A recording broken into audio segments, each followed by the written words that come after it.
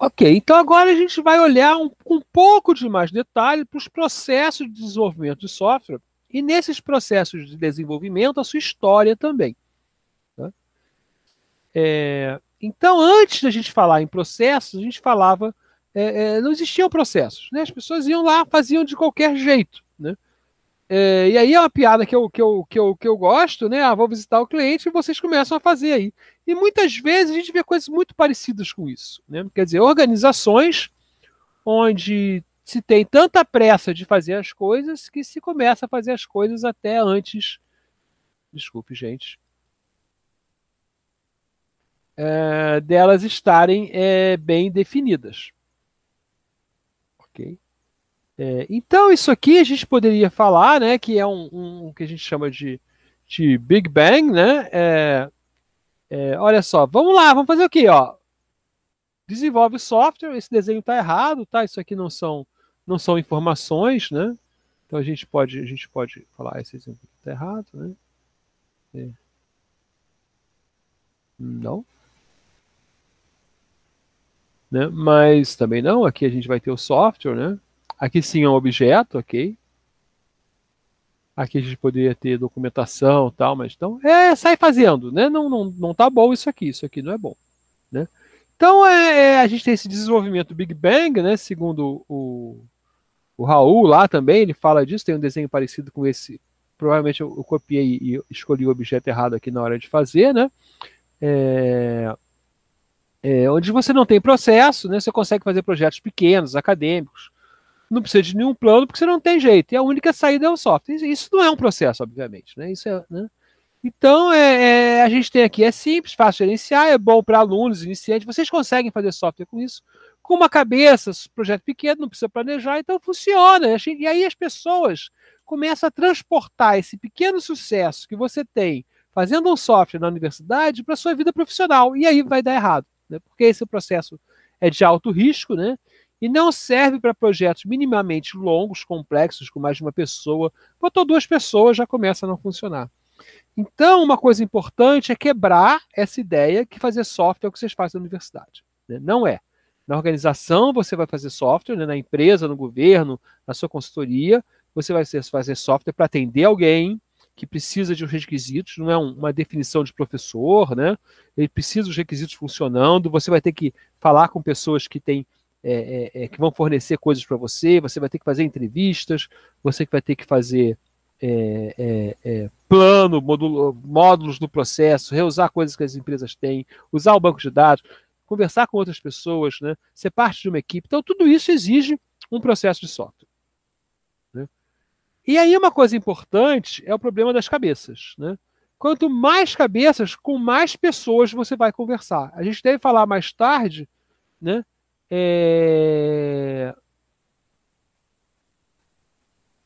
Tem um erro de digitação aqui horroroso, né? A gente vai falar mais tarde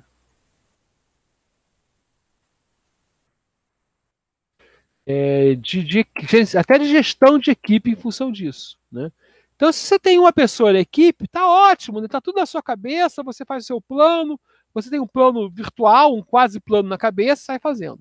Se você tem duas pessoas, você já tem que combinar alguma coisa. Ó, agora mesmo eu combinei, ó. Ontem, às 5 horas da tarde, eu parei de trabalhar num projeto, né? Um associado meu, né? O cara que vai apresentar comigo o projeto, ele quer o curso de amanhã de manhã, né? Ele pegou o trabalho, a apresentação, e ele me passa às 11 horas da manhã, diz o que fez, e eu passo a trabalhar, porque ele vai trabalhar lá no trabalho dele, né? E eu vou ter a tarde, não, a tarde até, eu vou ter a tarde para poder acabar a apresentação. Então, com duas equipes, a gente conversa fácil, combina assim, não precisa de GitHub, não precisa de grandes coisas. Até que o GitHub ajuda, mas não é essencial, né? Com três pessoas, eu já tenho três comunicações. Já tenho que combinar com o João, com o Manuel, já fica difícil eu marcar uma reunião. Com quatro pessoas, já tenho seis combinações, né? E quanto mais pessoas, eu vou ter mais combinações, né? Então eu tenho, na verdade, eu tenho muitas formas de comunicar, e aqui só 2 a 2, né? Então eu tenho combinação de N 2 a 2, mas eu também posso querer ter reuniões com três pessoas, reuniões com quatro pessoas, né? E aí né, e aí fica tudo mais difícil de marcar, de executar, de dividir planos, de informar. Então, a engenharia de software, basicamente, ela existe porque a gente não faz projeto sozinho. A gente faz projetos com todas as partes interessadas, né? Isso gera questões de comunicação, inclusive a gente passa a ter reunião, como todos os tipos de projeto, com mais de uma pessoa, né? Isso exige mais organização e coisas assim, né? Então, aqui, ó, a nossa curva de complexidade apenas para a combinação 2 a 2, ela segue esse padrão aqui. Se você for colocar todas as linhas de comunicação realmente que você precisa, né, além das linhas, os trios, né, você tem muito mais. Então, uma maneira que se faz projeto em vários lugares é o seguinte: olha, entende um pouco, constrói, né, implementa, opera o software e vê o que aconteceu, né? Isso aqui, né, não é o que a gente está falando da versão ágil, né? Isso aqui seria, né, parece ágil, mas não é. Porque a gente está falando em construir sem organização, sem entender o que está fazendo, e geralmente o cliente, né, vai ficar insatisfeito muitas vezes. Tá? Então a gente vai evoluindo aqui o nosso processo, né, e vai chegar, né, numa discussão que existe até hoje, mas que ela fica mais forte de tempos em tempos, que é a seguinte: eu tenho que criar documentos e entender a coisa por documentos, ou eu tenho que usar exemplos. Tá? Então, no início, era assim, ó, eu tenho software em cascata ou eu tenho por prototipagem? E esse é o desenho típico do software em cascata, certo?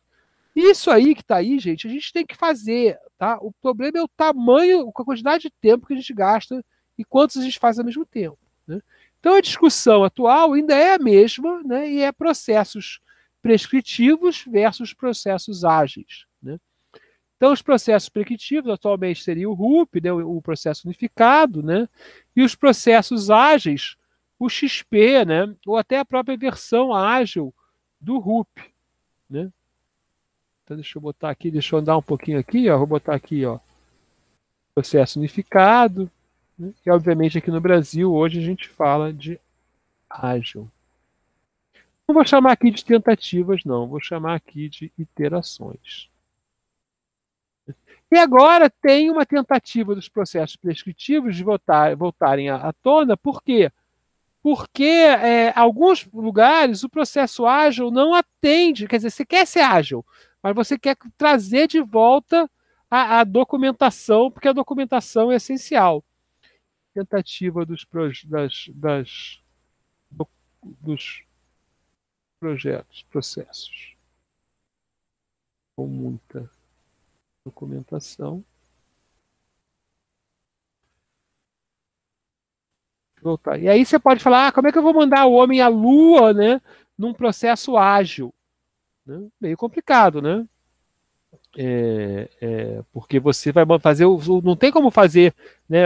Eu vou agora iterações tão boas, apesar do que a prática espacial hoje em dia, né, é de iterações, né? A gente vê aí o pessoal destruindo foguete, porque não, essa iteração aqui a gente quer fazer o foguete explodir mesmo, né, para entender quando ele explode, né? Então a gente fala, ó, tudo bem, a onda agora é a onda do Scrum, mas qual será a próxima onda, né? O Scrum, será que vai ficar aí para sempre? Provavelmente não, né? E a tendência é você ter processos ágeis, mas com mais passos pré-determinados. Porque o Scrum, por exemplo, não fala nada de software. O XP já fala bastante de como fazer software, né? Ele fala, você tem que ter pair programming, né? O XP não, o XP você vai adotando, o Scrum não, você vai adotando as suas práticas. Eu botei ágil aqui, mas eu queria botar Scrum. Então a gente tem alguns processos, a gente vai ver aí uma certa evolução entre eles, né? Processos modelo em cascata, em prototipação em V e especificação operacional, modelo transformacional, né? Então a gente tem muitos processos, tá? O que significa eu falar que nós temos muito processo? Olha só, a gente tem vários processos em cascata. Né?